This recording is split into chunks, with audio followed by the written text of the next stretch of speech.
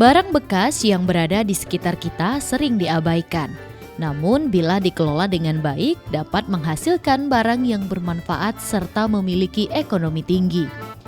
Di sisi lain, barang bekas hanya dipandang sebelah mata, dibiarkan terbengkalai begitu saja. Dan bila dijual, harga barang bekas tersebut sangat murah. Mendaur ulang barang bekas seperti kardus atau koran bekas menjadi sesuatu yang bernilai ekonomi tinggi. Memanfaatkan limbah-limbah yang ada di sekitar kita sepertinya menjadi salah satu solusi yang bisa kita lakukan untuk terus menjaga kebersihan lingkungan. Adanya limbah-limbah tersebut menjadi sebuah tantangan dan juga inovasi yang harus dilakukan bagi para pengrajin untuk menciptakan karya-karya yang memiliki nilai jual dan juga nilai seni yang tinggi. Seperti dalam Bingkai kali ini, saya akan mengajak pemirsa di rumah untuk bertemu beberapa pengrajin yang sampai dengan saat ini masih terus berkarya dan juga berkreativitas dalam membentuk kerajinan-kerajinan dari limbah koran. Koran bekas yang sudah dibaca sering hanya dibiarkan begitu saja, menumpuk di mana-mana dan kadang membuat suasana ruangan kurang menyenangkan. Namun, koran bekas yang memiliki nilai ekonomi rendah ternyata memberi peluang seseorang untuk memperoleh pekerjaan. Saat ini, kerajinan tangan dari koran bekas sedang tren di masyarakat. Selain memiliki nilai ekonomi, juga berkontribusi bagi pengurangan sampah. Di tangan orang-orang kreatif dan berjiwa seni, koran bekas menjadi sesuatu kerajinan yang mempunyai nilai dan estetika. Kerajinan koran bekas ini menjadi kerajinan yang bermanfaat dan indah dipandang, seperti tas, dompet, asbak rokok, tempat tisu, dan lain sebagainya. Menekuni kerajinan tangan dari koran bekas akan menguji kreativitas pengrajin agar barang bekas menghasilkan kerajinan yang unik dan mempunyai nilai komersil.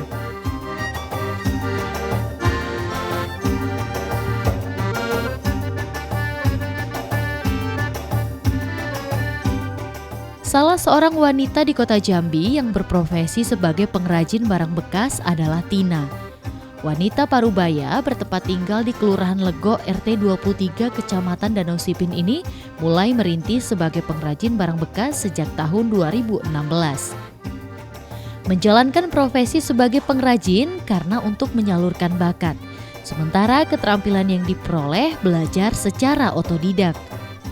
Menurut penuturan Tina, membuat kerajinan tangan dari koran bekas tidaklah sulit. Dan bahan-bahan yang digunakan sangat mudah diperoleh, seperti koran bekas, lem, gunting, dan tusuk sate. Berbagai kerajinan menggunakan bahan koran bekas pun bermacam-macam, di antaranya tas jinjing, vas bunga, tas HP, asbak rokok, dan lain sebagainya.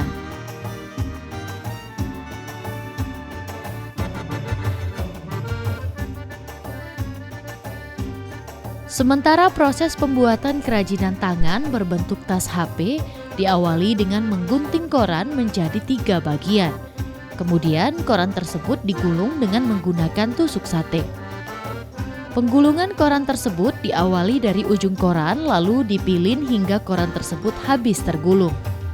Langkah kedua membuat sket dasar atau pola yang disesuaikan di mana panjangnya koran bekas yang sudah dipilin disesuaikan dengan ukuran tas yang akan dibuat. Setelah pola terbentuk, kemudian satu persatu koran bekas tersebut dianyam dan penganyaman dilanjutkan pada bagian dinding tas. Tahap selanjutnya setelah penganyaman selesai dilanjutkan dengan pengerasan dan pewarnaan.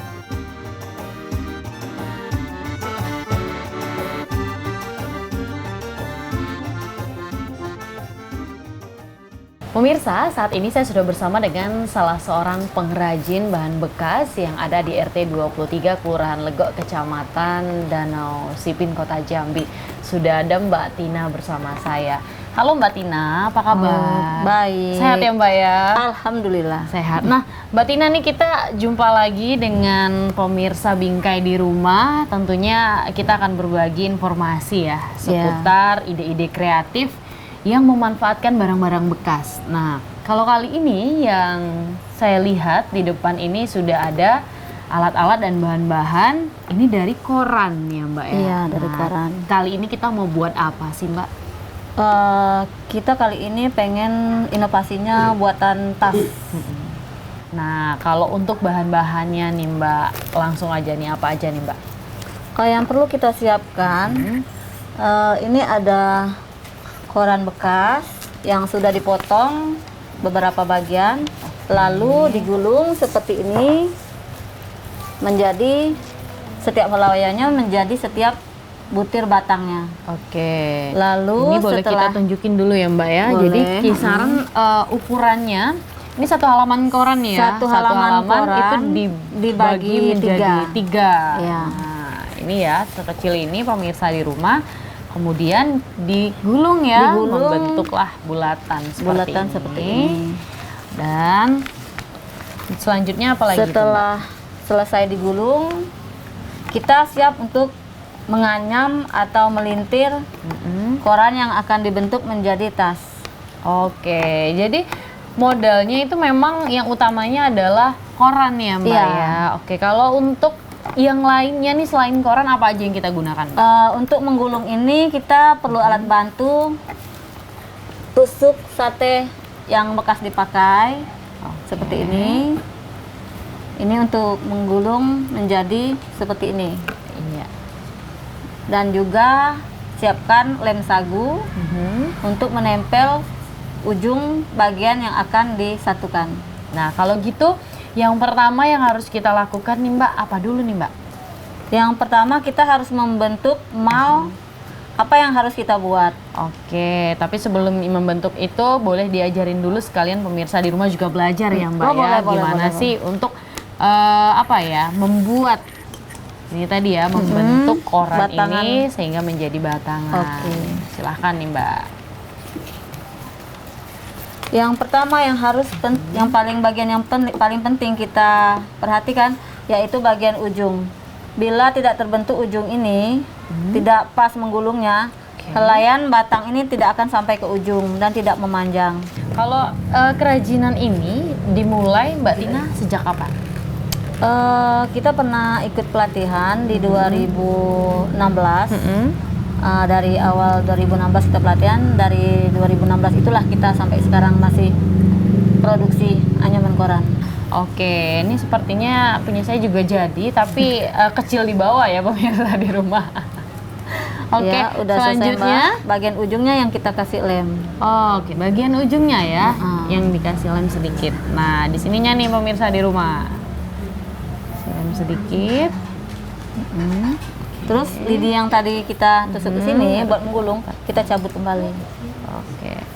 Oke, wah. Selanjutnya Mbak silakan. Sudah kita bentuk seperti ini banyak-banyak, lalu kita bentuk malnya. Nah, mal ini untuk apa fungsinya Mbak? Mal ini untuk membentuk sket tas yang kita buat. Tujuannya seperti apa? Oke, nah kalau untuk teknik menjalinnya sendiri nih Mbak, ada teknik khusus nggak sih? Kalau teknik khusus sih nggak juga sih. Selagi anyaman itu rapi dan bisa membentuk suatu produk, itu oke-oke saja. Oke, jadi di situ kreasi dari sang pengrajin ya Mbak. Setiap tangan itu hasilnya pasti beda-beda. Jadi setiap tangan itu mereka punya trik untuk pola masing-masing. Nah Mbak Tina, kalau misalnya ini kan kita akan membuat pola tas ya, tapi kalau tas biasanya berukuran besar, ada juga yang kecil. Kalau yang mau kita buat ini kira-kira ini tas untuk apa nih Mbak? Rencananya saya mau buat tas untuk HP. Oh, untuk handphone ya? Jadi kita pakainya dari koran-koran ini ya. Nah kalau untuk ini kan Mbak banyak nih membuat polanya ya. Nah mungkin boleh dijelasin juga ke pemirsa di rumah, biar pemirsa di rumah juga melihat nih dan mana tahu terinspirasi jadi mau belajar juga buat kerajinan ini Mbak. Setelah kita membuat mal seukuran yang kita inginkan, lalu kita menganyam untuk bagian dinding-dinding ke atas. Untuk menganyam dinding ke atas berarti pola yang digunakan masih sama Mbak? Beda. Kalau di sini kita seperti menyusun satu demi satu dengan jarak 1 cm. Tetapi untuk ke atas kita harus rapat. Anyamannya harus rapat. Oke, berarti ini sudah bisa kita bangun untuk membangun dindingnya ya? Ya. Untuk menganyam ke atas, kita harus satukan 2 batang koran menjadi satu, lalu kita bagi 2, lipat 2 untuk menganyam seperti ini.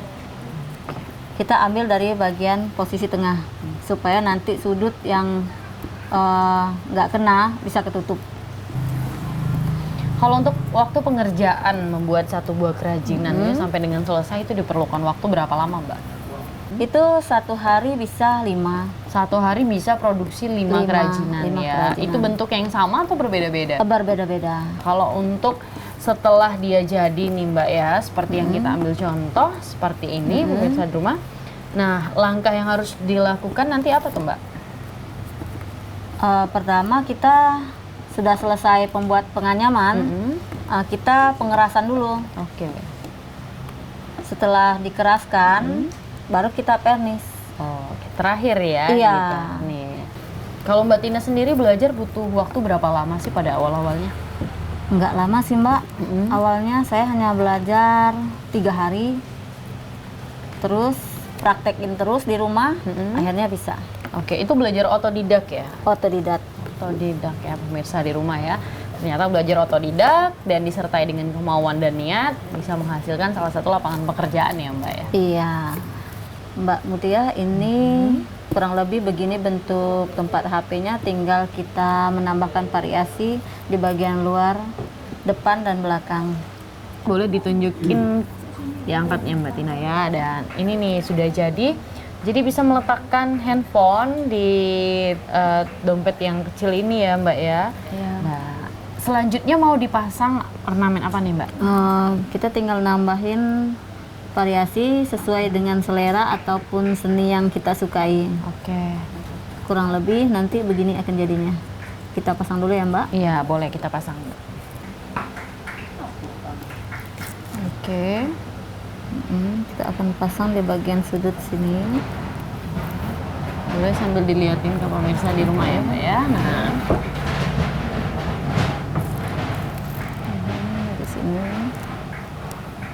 Dengan sedikit ditekan biar menyatu dengan koran dasar bagian tasnya. kalau untuk harga jualnya per satu kerajinan itu berapa Mbak? Sesuai dengan bentuk yang kita jual Mbak. Kalau seperti yang saya buat sekarang itu berkisar 20.000 sampai 25.000. Oke.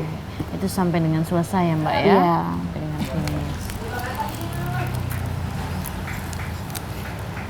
Nah pemirsa di rumah, proses penempelan ornamen tambahan untuk memperindah tas dompetnya sudah selesai, tinggal menunggu keringnya saja ya Mbak ya. Tapi kita sudah bisa menggunting ya Mbak ya? Ya, membersihkan sisi-sisi bagian atas nih. sisa dari anyaman. Nah, begini Mbak Mutia. Oke, udah jadi ya Mbak ya? Iya. Ini bisa kita letakkan di lemari belajar. Oke, boleh kita angkat dan tunjukkan ke pemirsa di rumah. Ini dia proses pembuatan tempat handphone atau bisa dikatakan sebagai ini dompet yang bisa diletakkan saja ya, Iya. Mbak Tina ya. Ini bisa diletakkan di meja belajar atau juga di lemari. Dan ini dia karya yang pertamanya ya Mbak Tina ya. Iya.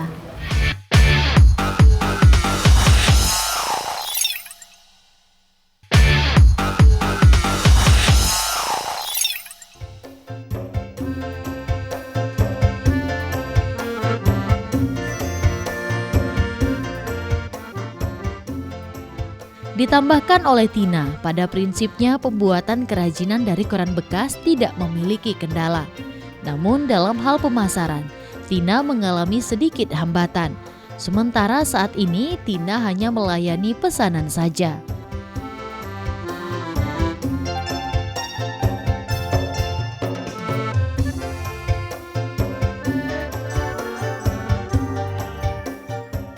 Kreasi lain yang dihasilkan dari koran bekas adalah asbak rokok. Pada proses pembuatan asbak ini, bahan dan cara pembuatannya sama dengan pembuatan tas HP.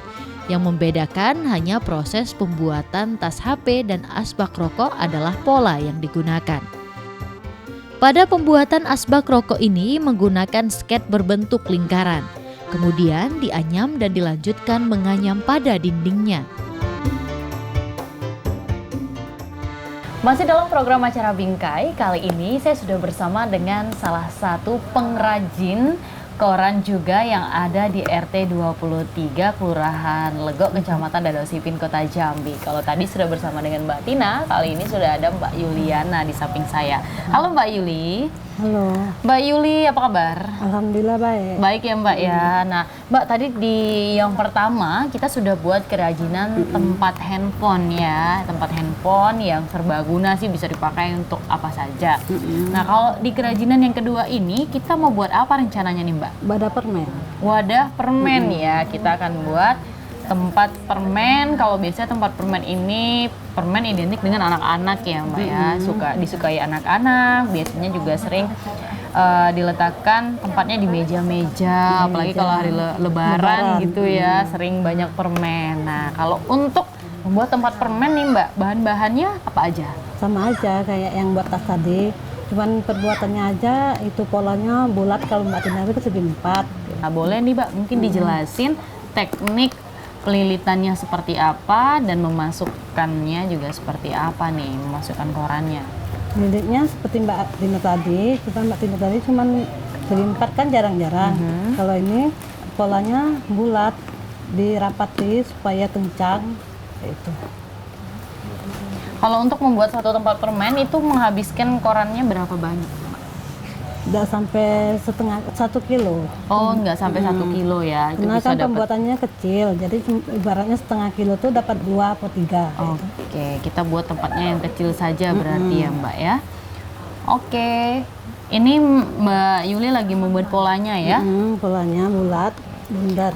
Jadi memang ternyata memanfaatkan kertas koran itu bisa dibuat apa saja pemirsa di rumah. Tidak hanya tempat handphone, tempat permen. Kita juga bisa lihat itu banyak sekali variasi-variasi yang bisa dibuat. Salah satunya ada tas, kemudian juga Bisa buat ada topi. tenong, ada topi tadi ya Mbak ya. Nah ada juga bisa dibuat tempat minum ya Mbak ya, kreasi-kreasi tempat minum. Jadi bisa dimanfaatkan ya Mbak ya. Tergantung permintaan yang dipesan. Oke, nah kalau dia misalnya sudah pendek ya Mbak ya, seperti ini. Selanjutnya kita sambung lagi. oh disambung. Nih pemirsa boleh lihat teknik menyambungnya ya. Dimasukkan ya Mbak ya.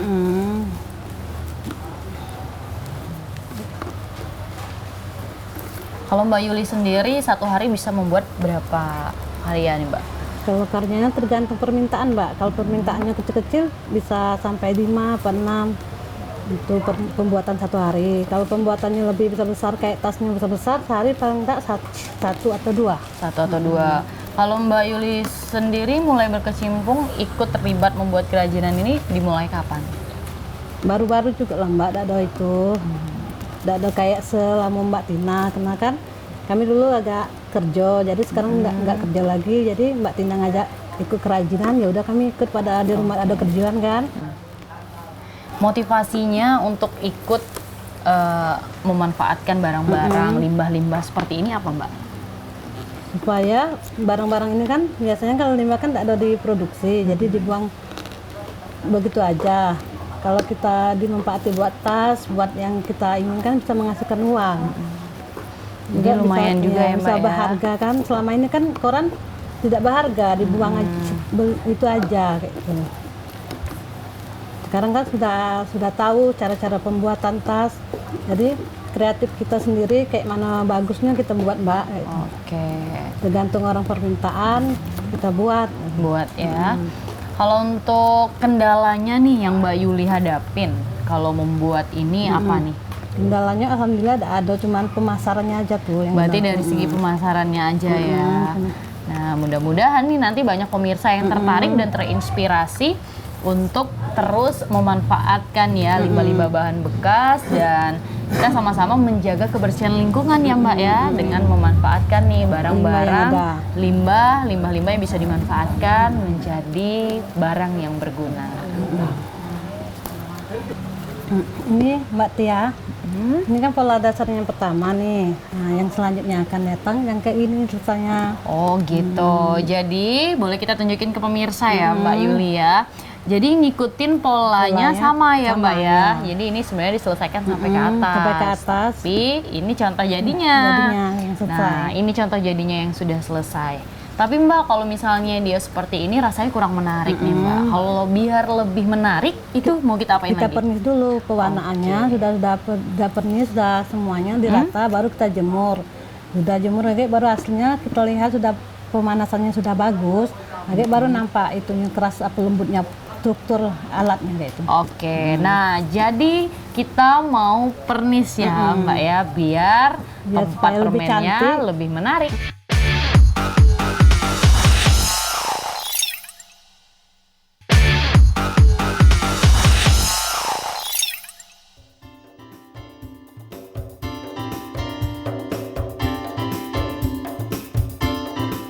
Menurut penuturan Yuli, pada pembuatan kerajinan koran bekas ini banyaknya koran yang dibutuhkan tergantung bentuk dan ukuran dari kerajinan yang dibuat. Pada pembuatan asbak ini memerlukan koran seberat 1/4 kilogram. Sementara untuk pembuatan tas memerlukan koran bekas hingga 1 kilogram. Yuli berharap agar instansi terkait membantu dalam hal pemasaran, agar para pengrajin koran bekas tidak kesulitan untuk menjual hasil karyanya. Nah Mbak, tadi katanya kan koran-koran ini bagusnya itu diwarnai ya, biar lebih menarik ya Mbak ya. Supaya Ini lebih bagus, diwarnai. Yang pertama kan kita warnai lem yang kayak ini dulu. Lem putih sudah pengeras, baru lem yang kayak ini. Pewarnaan supaya lebih cerah warnanya, lebih bagus. Biar penghabisan pewarnaan pakai warna merah, pewarna kayak ini. Oke, dan ini udah jadinya ya Udah jadi. Mbak ya. Nah pemirsa, ini dia hasil jadi karya limbah koran yang ternyata dimanfaatkan oleh para pengrajin yang ada di sini. Seperti yang kita buat tadi, yang pertama sudah ada tempat handphone. Kemudian ini yang kedua sudah ada tempat permen yang sudah diberi warna ya. Wah, ternyata memanfaatkan barang-barang limbah yang ada di sekitar seperti ini salah satu alternatif untuk kita semua untuk turut berpartisipasi menjaga kebersihan lingkungan. Dan ini dia karya-karya limbah koran, dan sampai jumpa dalam bingkai selanjutnya.